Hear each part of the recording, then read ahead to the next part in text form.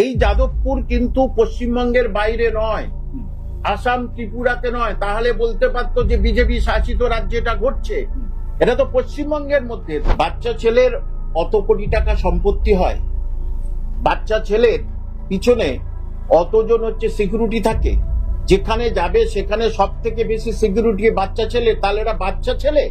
মুখ্যমন্ত্রীর কথা যেমন বাচ্চা সুলভ কথা, বাচ্চারা যেমন শুনে শুনে হাসে যা বলেন, ঠিক তেমনি ওনার স্টেটমেন্ট গুলো ও একই ধরনের স্টেটমেন্ট। আপনি চুপ থাকুন না, আপনার অতকে ফাঁসি টাসি উমুক কে বলতে বলেছে? নমস্কার, আপনারা দেখছেন রাষ্ট্রীয় টিভি বাংলা। আপনাদের সঙ্গে রয়েছে আমি তমশ্রী, আর এই মুহূর্তে আমাদের সঙ্গে রয়েছেন বিশিষ্ট শিক্ষক কামাল হাসান স্যার। আপনাকে রাষ্ট্রীয় টিভি বাংলার পথে স্বাগত। প্রথমেই আপনাকে যে প্রশ্ন করব, যে আমরা দেখলাম যাদবপুরের মতো জায়গায় একেবারে শিক্ষামন্ত্রীর গাড়ির চাকার নিচে চাপা পড়লেন একজন ছাত্র, এমনই অভিযোগ উঠছে। আর সেখানে দাঁড়িয়ে শিক্ষামন্ত্রী তার বিরুদ্ধে এফআইআর করলেন, পরবর্তীকালে তার বাড়িতে পর্যন্ত ফোন করলেন। কি বাড়িতে ফোন করে তিনি বলছেন যে এফআইআর তুলবো কিনা ভাবছি, কি বলবেন? দেখুন, ব্যাপার হচ্ছে যে শিক্ষামন্ত্রী বলে কি ছাড়, যারা তৃণমূলের মন্ত্রী এমএলএ তারা হলে কি ছাড়, আর আমজনতা হলে তাদের ক্ষেত্রে জেল জরিমানা ইত্যাদি। তিনি ধাক্কা মেরেছেন, তিনি আহত হয়েছেন, তাহলে নিয়ম অনুযায়ী পুলিশের যা করা উচিত সেটাই করা, এফআইআর নেওয়া। সুতরাং সেখানে শিক্ষামন্ত্রীর বাড়িতে ফোন করার কি দরকার ছিল? আর দ্বিতীয় আমার প্রশ্ন, যে গাড়ির ধোঁয়া সার্টিফিকেট নেই, গাড়ির সামনে যে গার্ড লাগানো হয়েছে সেটা সম্পূর্ণভাবে বেআইনি, তাহলে ধোঁয়া নেই, তার জন্য 2000 টাকা জরিমানা তো সাধারণ মানুষের কাছ থেকে জোর করে ঘাট ধরে আদায় করে নেয়। কিন্তু তিনি তৃণমূলের মন্ত্রী বলে তাকে ছাড় দেওয়া হবে? মমতা ব্যানার্জি, মাননীয় মমতা ব্যানার্জি, তিনি দু ধরনের শ্রেণী এখানে ভাগ করে দিচ্ছেন। একটা হলো যারা ওনার দলের লোক, তাদের ক্ষেত্রে সব ছাড়, আইন ফাইন সব ছাড়, আর যারা ওনার দলের লোক নয়, আম জনতা, তারা এইরকম ধরনের যদি কোনো কিছু না থাকে গাড়ির, তাহলে তার জেল জরিমানা ইত্যাদি থাকবে। কেন এরকম বিচারিতা কেন? সুতরাং নিয়ম অনুযায়ী আগে ব্রাত্য বসুর গাড়িটাকে অবিলম্বে বাজেয়াপ্ত করা উচিত, তারপরে তো পরবর্তী কথা তারপরে হবে। আরেকটা কথা দেখুন, শিক্ষামন্ত্রীর গাড়িকে কেন বা আক্রমণ করবে? এর পিছনে যদি আপনি চিন্তা করেন, ওখানে সব শিক্ষিত মানুষ, তাদের দাদা, তাদের দিদি, তারা কিন্তু বহুদিন ধরে বেকার হয়ে আছে, তাদের চাকরি বাকরি নেই, আর সেই জন্য সেই ক্ষোভ কিন্তু তারা শিক্ষামন্ত্রীর উপরে প্রশমিত করেছে। আচ্ছা, আমরা বারবারই কিন্তু দেখতে পাই যে যাদবপুরকে কেন্দ্র করে বিভিন্ন রকম আন্দোলন, যাদবপুরকে কেন্দ্র করে বিভিন্ন রাজনীতিবিহীন, বর্তমানে আমরা কিন্তু দেখতে পাচ্ছি যে যাদবপুরে যে ঘটনা ঘটলো তাই নিয়েই কিন্তু 26-এর ইলেকশনে লড়ার জন্য বিভিন্ন রাজনৈতিক দলগুলো উঠে পড়ে লেগেছে। আর কোথাও গিয়ে কি যাদবপুর বিশ্ববিদ্যালয়ে এমন একটা জায়গা হয়ে গেল যেখানে রাজনীতি করার জায়গা হয়ে গেল, ইউনিভার্সিটিতে রাজনীতি। যাদবপুর ইউনিভার্সিটিতে প্রথম থেকে মানে রাজনীতির আঁতুর ঘর হয়ে গেছে। এদিকে এসএফআই আছে, এদিকে এবিপিপি আছে, এদিকে টিএমসিপি আছে। সুতরাং একটা রাজনীতির আতুর হয়ে গেছে। এবং সবচেয়ে বড় কথা, এই যাদবপুর কিন্তু পশ্চিমবঙ্গের বাইরে নয়, আসাম ত্রিপুরাতে নয়, তাহলে বলতে পারতো যে বিজেপি শাসিত রাজ্যে এটা ঘটছে। এটা তো পশ্চিমবঙ্গের মধ্যে। তাহলে দায়ভার মাননীয় মুখ্যমন্ত্রীকে নিতেই হবে যে আপনার রাজ্যে একটা বিশ্ববিদ্যালয়ে কেন এরকম হচ্ছে। সে উপাচার্য থাকুক বা আচার্য থাকুক, যেই থাকুক, এবং সেই যে উপাচার্য তিনি বলছেন ভয় পাচ্ছেন, বন্ধ করে দেবো, মানে রাখতে পারবো না, সমস্যা হবে, কেন তিনি বলবেন? তাহলে এর জন্য দায় পুরোপুরি ভাবে মাননীয় মুখ্যমন্ত্রীকে নিতেই হবে। আমরা কোথাও গিয়ে দেখছি যে এই যে ইন্দ্রানুজ বলে যে ছেলেটি আক্রান্ত হয়েছে বলে অভিযোগ করা হচ্ছে, বারবার অভিযোগ উঠে আসছে, একদিকে তার বাবা কিন্তু মমতা ব্যানার্জির দল করে, অপরদিকে দেখা যাচ্ছে এসএফআই ইন্দ্রানুজকে ব্যাপকভাবে সাহায্য করছে। কিন্তু ইন্দ্রানুজের যে ফেসবুক অ্যাকাউন্ট, সেই ফেসবুক অ্যাকাউন্টে দেখা যাচ্ছে একাধিক দেশদ্রোহিতার পোস্ট রয়েছে। সেখানে দাঁড়িয়ে কোথাও গিয়ে কি এসএফআই ইন্দ্রানুজ অর্থাৎ একজন দেশদ্রোহীকে সাপোর্ট করছে বলে মনে করছেন? দেখুন, সেটা এই যে দেশদ্রোহী কি দেশদ্রোহী নয়, সেটা কিন্তু আমরা সাধারণ মানুষ ওই ফেসবুক পোস্ট দিয়ে বিচার করতে পারবো না। তার জন্য ওনার গোয়েন্দা আছে, এই সরকারের গোয়েন্দা আছে, তাকে ডেকে পরবর্তী জিজ্ঞাসাবাদ করলে বোঝা যাবে সে দেশদ্রোহী কি। যদি দেশদ্রোহী হয় তাহলে তার সাজা তারা পাবে। কিন্তু আগ বাড়িয়ে আমরা তো কোন রকমের এনকোয়ারি এজেন্সি নয়, তাহলে আমরা এটা বলতে পারি কি করে? কে কার ফেসবুকে হরেক রকম লিখতে পারে, সেটা কতটা সত্য কতটা মিথ্যা সেটা। কিন্তু মূল কথা যে তিনি তো আহত হয়েছেন, এর থেকে বড় জিনিস আর নয়। কোনো মানুষ, কোনো ছাত্র সে আহত হবে কেন? সে আহতকে নিয়ে রাজনীতি কেন?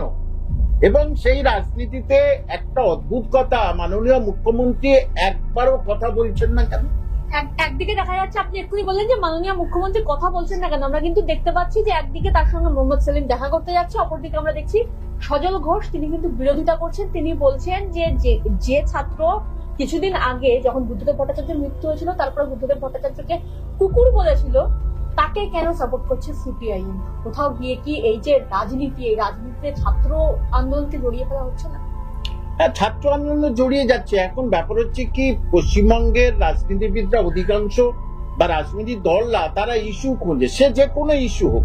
তাহলে একটা ছাত্রের সে আহত হয়েছে বা আগে ছাত্র মৃত্যু বা যেই মৃত্যু, সেই নিয়ে রাজনীতি কেন?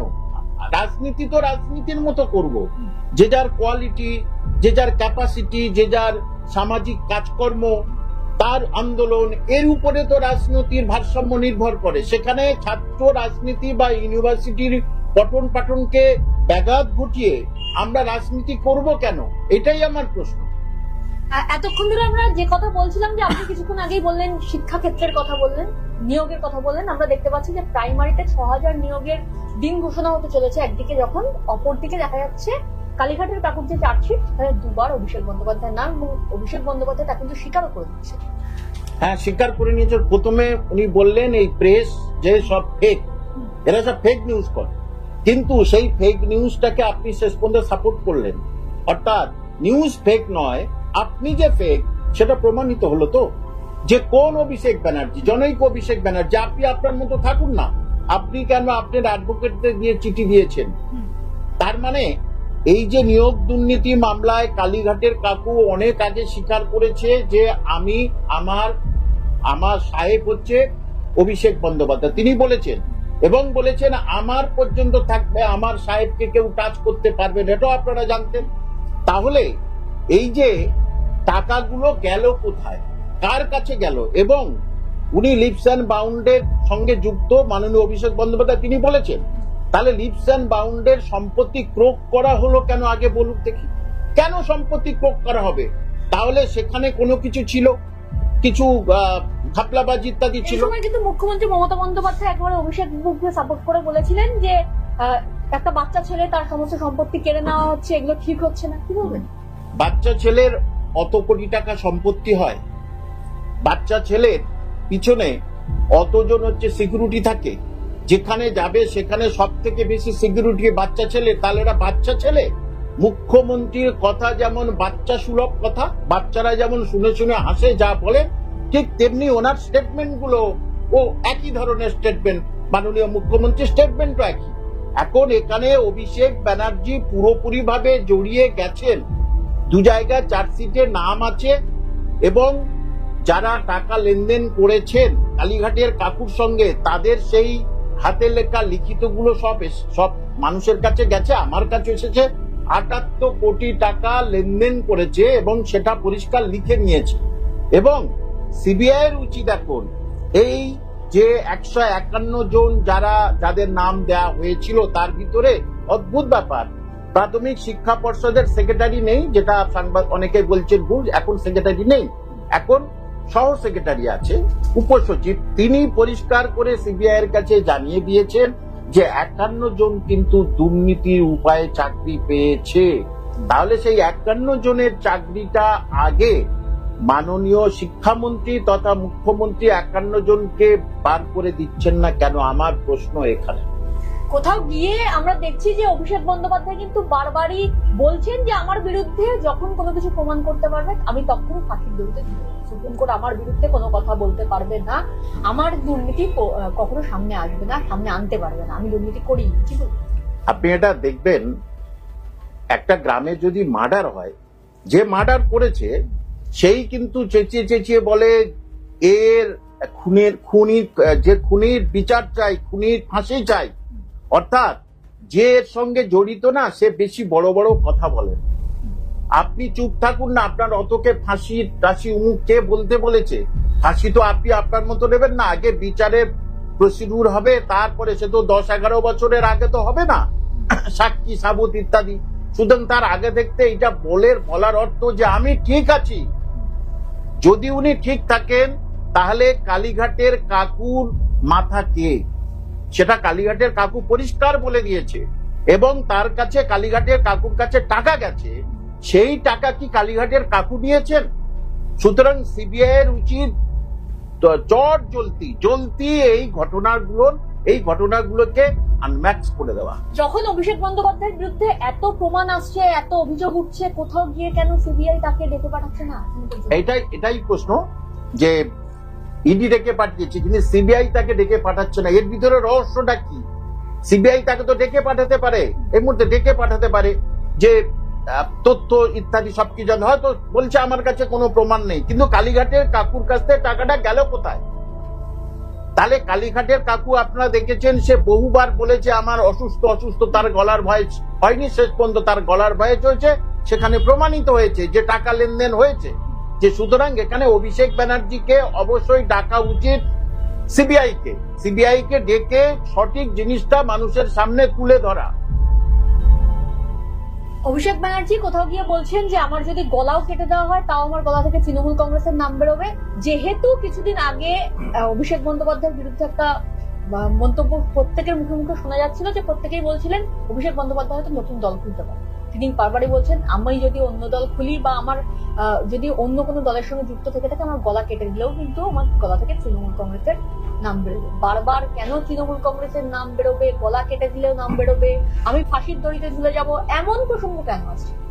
এইটাই হচ্ছে সবচেয়ে বড় প্রশ্ন। যে অন্যায় করে দেখবেন সে কিন্তু বারবারই সে অন্যায়টাকে চাপা দেওয়ার জন্য কিন্তু সে নানা রকম ভাবেই সিম্প্যাথি প্রয়োগ করে। স্বাভাবিকভাবে যে আমার অনেক স্টুডেন্ট যে স্টুডেন্ট অন্যায় করলো, সে কিন্তু আমার কাছে বারবার বিভিন্ন ভাবে সিম্প্যাথি ক্রিয়েট করে, মাস্টারমশাই এটা খান, মাস্টারমশাই এটা আপনাকে গিফট দিলাম। সিম্প্যাথি ক্রিয়েট করছে মানে বোঝা যাচ্ছে যে এ কিছু অপরাধে প্রবণতায় ভুগছে।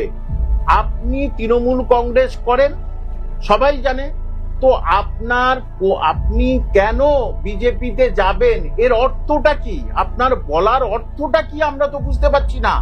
তার মানে কি যে উনি ভেবেছিলেন যে কিছু সংবাদ মহল বা তারা সবাই একটু বুঝতে পেরেছে কিছু ঘটনা, তাহলে আমাকে এটা বলতে হবে। যে তৃণমূল কংগ্রেস করবে, যে সিপিএম করবে, যে বিজেপি একনিষ্ঠভাবে করবে, সে কোনো দিনের জন্য বলবে না যে আমার গলা কাটলে আমি এই দল পরিবর্তন করে ওই দলে যাব। সুতরাং এর ভিতরে ওনার কিছু মানুষের কাছে সিম্প্যাথি গ্রো করছে যে আমি কিন্তু তৃণমূল কংগ্রেসে আছি এবং থাকবো। এবং অদ্ভুত ব্যাপার, এখন এই রাজনীতি থেকে সরে দান ধ্যানের দিকে কেন গেছেন বলুন তো, সেবার দিকে কেন গেছেন? এক্স্যাক্টলি, দান ধ্যান সেবার কথা যখন উঠলেই তখন আরো একটু প্রশ্ন করবো যে আমরা দেখেছি ডায়মন্ড হারবারে অভিষেকের সেবাস্থল, সেখানে কিন্তু প্রচুর মানুষের ভিড় হচ্ছে। পাশাপাশি যেটা দেখা যাচ্ছে যে ডায়মন্ড হারবারের হাসপাতালগুলো, অভিষেক বন্দ্যোপাধ্যায় বলছেন এবং তৃণমূল কংগ্রেসের অনেকেই বলছেন, ডায়মন্ড হারবারের যে হাসপাতালগুলো আছে সেগুলোর থেকে মানুষ বেশি পরিষেবা পাচ্ছে সেবাস্থল। কোথাও গিয়ে সরকারি যে হাসপাতালগুলো আছে সেগুলো কি এবার উঠতে বসেছে যার জন্যই সেবাস্থল? না, তার মানে যে মাননীয় মুখ্যমন্ত্রী স্বাস্থ্যমন্ত্রী, তাহলে তাকে কৈফিয়ত দিতে হবে যে আপনার হাসপাতাল ছেড়ে কেন আপনার ভাইপোর সেবাশ্রমে আসছে, এটা মাননীয় মুখ্যমন্ত্রীকে জবাব দিয়ে দিতেই হবে। তার মানে আপনার হাসপাতালের প্রতি মানুষের বিশ্বাস নেই একেবারে, সেখানে তো ফ্রি ট্রিটমেন্ট হচ্ছে, আপনার হাসপাতালের প্রতি বিশ্বাস নেই। অর্থাৎ এই সবগুলো থেকে নিজেকে সরিয়ে নেওয়ার জন্য এই সেবাশ্রম তো এতদিন ছিল না। আগে তো এমপি ছিলেন, তখন তো সেবাশ্রম করেননি, হঠাৎ সেবাশ্রম কেন?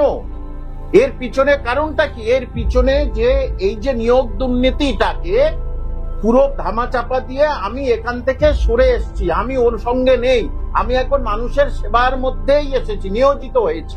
মুখ্যমন্ত্রী বারবারই বলছেন যে ওবিসিদের চাকরি দিতে পারছি না কারণ বেশ কিছু দুষ্ট লোক ওবিসিদের নিয়ে মামলা করছে। বলছেন বিরোধীদের দুষ্ট লোক বলছেন, মানে সবার আগে বলছি উনি তো অ্যাডভোকেট, তাহলে অ্যাডভোকেট হয়ে কিছু অ্যাডভোকেটকে উনি বলছেন দুষ্টু।